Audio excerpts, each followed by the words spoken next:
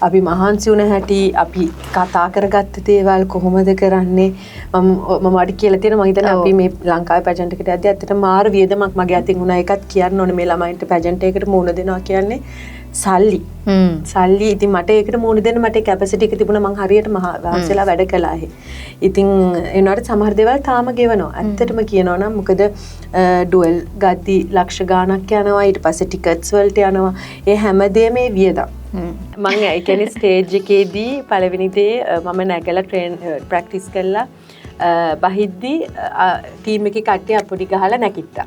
දැන් ඔය ඔක්කොම දකින්න නෑනේ කට්ටිය. ඒක I think ඇත්තටම ඒ වෙලාවේ ඒ දැනුණ දේ ඊට පස්සේ ඇත්තටම කවුරුත් දන්නේ නෑ චන්දිමල් සර් වෙනම කොනක හිටියේ. මම ස්ටේජ් එකෙන් බහැලා ආපුවම එයා මයි දිහා බැලුවා මං එයා දිහා බැලුවා.